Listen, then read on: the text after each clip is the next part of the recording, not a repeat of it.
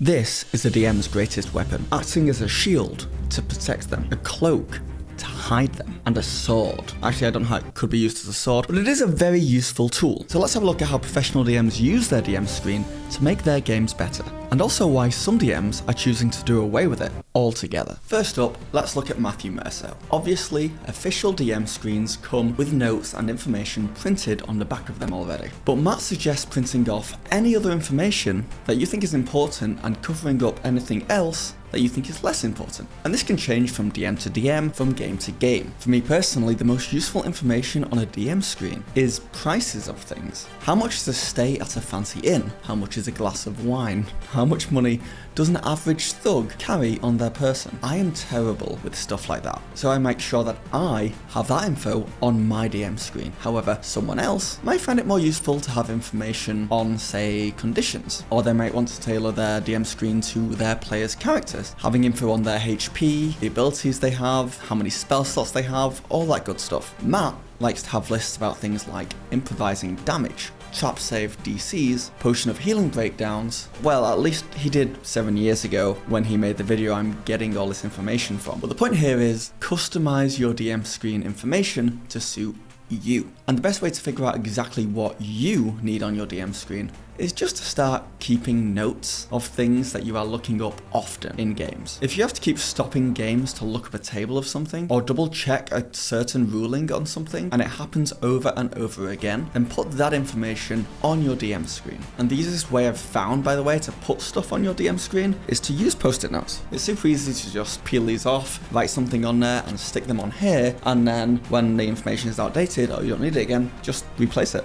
But if you did want to put something on here more permanently, then literally printing something off and just taping it to the back is probably the way to go. A takeaway from looking at Matt's DM screen though is that he puts reminders on the back of here, such as sticking on a piece of paper that simply says concentration checks. Then he highlights it yellow to remind him to do concentration checks. There's no table here, no big long list of things, no wall of text. It just says concentration check, something that might not mean anything to a lot of DMs who sit behind that screen, but for Matt, these highlighted 2 words trigger something in him when he's playing that makes sure he makes his players do concentration checks. He also has a list of players' passive perception checks too on his DM screen, so he always knows exactly what it is at a glance, rather than what I do, which is not so subtly flail around looking for the information or just flat out ask my players what their passive perception is. It also has the added benefit of just having your players' characters' names on there, which if you play a lot of one-shots or short adventures can be useful to have, because there's nothing worse than just forgetting a player character's name, except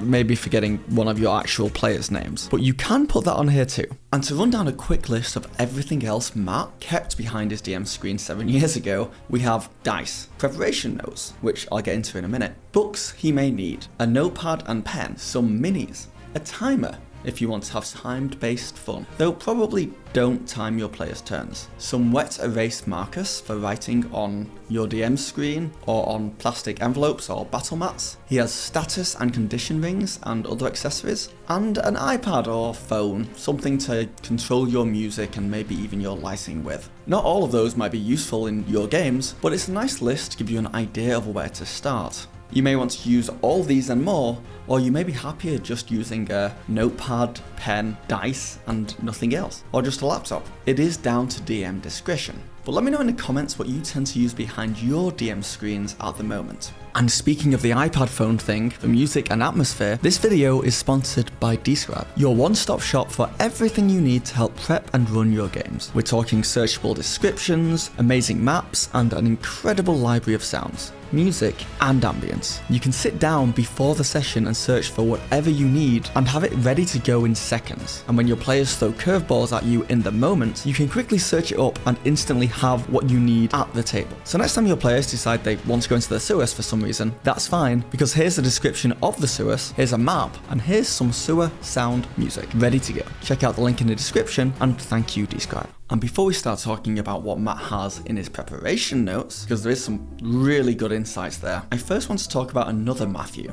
Matthew Coville. So I got this info from another really recent video from 8 years ago. And Matthew uses his DM screen in a really interesting way. He uses it in a kind of ritualistic way where when he takes out the DM screen and sits behind it and says to his players, when last we left our heroes, this signifies to the whole table that the game has started. The person behind the DM screen is now the DM. It's time to focus. What it also says that he now asks his players to recap the last session for him so he can see what they think happened and cater to their memory of events rather than his own. Which doesn't really have much to do with the DM screen, but it is advice that I keep hearing people say, so I do think it is important. Matt also suggests googling other people's versions of the information on the back of a DM screen and printing it out and sticking it on the back of your own. Templates, if you will. There's tons of stuff out there.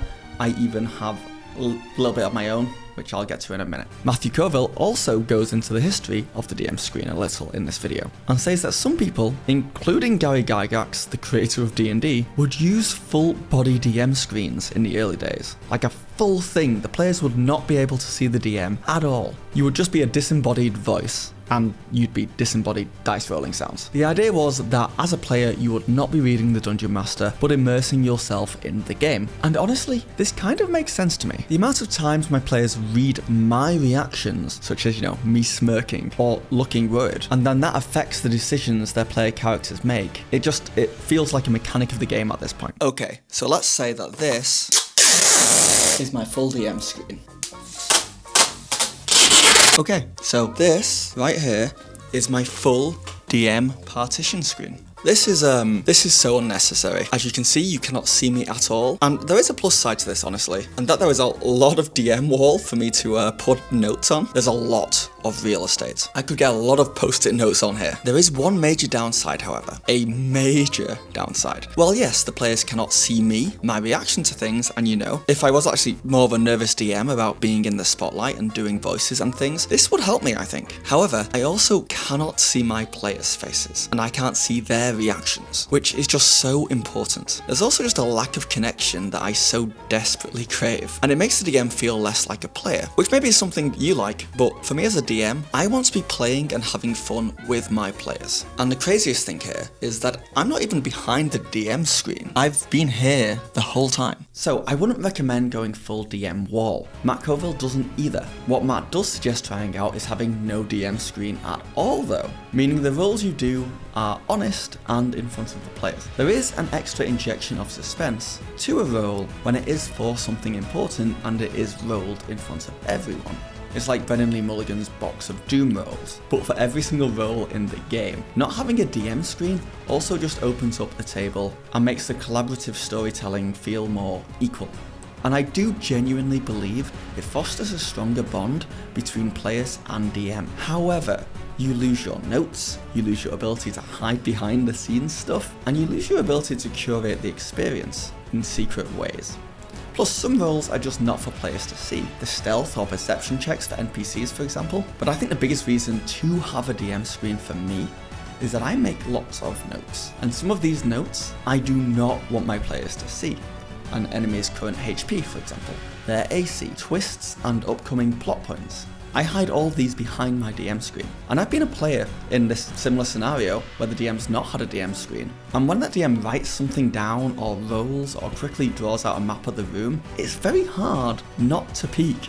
It's human nature to almost be involuntarily curious. So for me, a DM screen's greatest strength is the ability to just hide information from the players that you don't want them to see. And I count something like a laptop where players can't see the info as kind of a DM screen. So for me, this DM screen is the right size. It's better than a full body one, and I think it's better than no DM screen at all. With that in mind, let's jump back to Matthew Mercer and take a look at his prep notes. This is a useful information and cheat sheet that he keeps behind his DM screen. He keeps his campaign notes, aka breakdowns of what he wants to happen this session, as well as breakdowns of previous sessions in case he needs to reference them. He has NPC and monster stats and descriptions. He has breakdowns and notes about locations, and Matt Mercer's most useful cheat sheet he has behind his DM screen, in my opinion, is his list of names. And this is overpowered. and every DM should have this. It's a list of NPC names, which when a player asks you that dreaded question, "Hey NPC, what's your name?" rather than panicking and saying Bobbert Bobberton V, you can just be like, "I'm Lantern Snowfall." I mean, it's still a lame name, but it's just a random first name from this list and a random last name. And then when you've used it, you just cross it off the list so you don't use it again. And this probably will be better than just any name you pull out your bum. Well, not always actually, sometimes best NPCs are created on the spot entirely, but still, this is incredibly useful. I'm gonna have this list of names, by the way. It's got NPC names, a serious side, they're not even that serious, and a silly side, they're pretty silly. There's also a list of shop names and tavern and inn names here. This and a template for the back of your DM screen that has character names, their passive perceptions, their AC, their max HP, as well as a cheat sheet for like purchases for food and drink, lodging and looting, as well as some prices for things like potions of healing, some rules simplified that aren't on the original DM screen, a quick conversion guide for money, and some reminders, as well as a section for your own personal notes. And I plan on making more stuff like this as I try and make my DM screen better and better. These and any new stuff will end up on my Patreon. So if you do want to get your hands on some useful behind the DM screen stuff and support me at the same time, then the link's in the description. And if not, just a simple like on this video goes a really long way. Power Word Spill is my nemesis. He's a fantastic creator who's taken over me in subscribers and just